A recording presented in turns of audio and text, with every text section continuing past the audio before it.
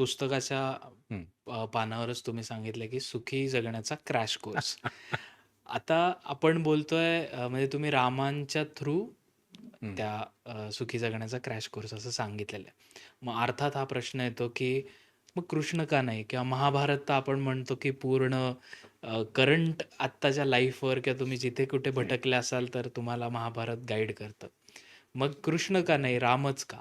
कृष्ण का नाही आहे ना. देवाने दिला आदेश आपण एक लक्षात ठेव भगवद्गीता, कृष्णनीती याच्यावरती एन नंबर ऑफ प्रबंध झाले असतील हं, आत्तापर्यंत. चूक बरोबर सांगायला आपण कोणी नाही. पण रामाचं आयुष्य आहे ना, हे त्यांनी खूप कॉमन मॅनसारखं जगलं आहे. बरं. हां. म्हणजे कृष्णाला आपण पूर्णावतार म्हणतो. हं, तर विश्वरूप पण दाखवलं आहे. म्हणजे कृष्ण जन्मापासूनच बाललीला पाहिल्या. त्यांनी आधी पूतना राक्षसीण असेल, मग ते शकटासूर, तो हं, जटासूर असंख्य राक्षसांचा त्यांनी वध केला आहे. नंतर मग कंस, हं. कालियामर्दन आहे. त्याच्यामुळे तू मला विचारशील तर अभ्यास म्हणून विचारशील तर कृष्ण जन्मतः ही वॉज नोईंग की he was a God. Correct. रामाचं बरोबर उलटं आहे. राम जन्माला आहे तुमच्या आमच्यासारखा. हो. हे तुम्ही नाही आमच्यासारखा. अति हं, सामान्य कॉमन मॅन म्हणून जन्माला आहे तो. राजपुत्र म्हणून जन्माला आहे. ॲज अ ह्युमन बिंग म्हणून जन्माला आहे.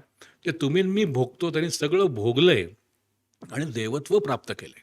हां. प्रश्नच नाही. मला कायम वाटतं मला जर काही अचीव्ह करायचं असेल आणि सांगितलं, "नाही, नाही, नाही, तू पहिल्यापासून सुपर ह्युमनच आहेस." तर आधीच म्हणाले, "मला हे जमणार नाही." कारण आय एम हं. A normal human being. बरोबर आहे. करेक्ट. माझ्याकडे निगडीत कोण करेल मला? तर मी कोणाशी निगडीत करू शकू? मला शिकवतो कोण हात धरून? हं, हं. तर माझ्याच नाळेचा माणूस. करेक्ट. म्हणून मला प्रभू राम हे आवडले आणि जेव्हा वाचायला लागलो, मग मला कळलं की माझ्यापर्यंत राम फार वेगळ्या प्रकारे आलेले आहेत समोर. हां. कारणं असतील वेगळी. मग ते हळू ते धुक्याचे पडदे सारत गेलो आणि खरे रामचंद्र सापडायला लागले.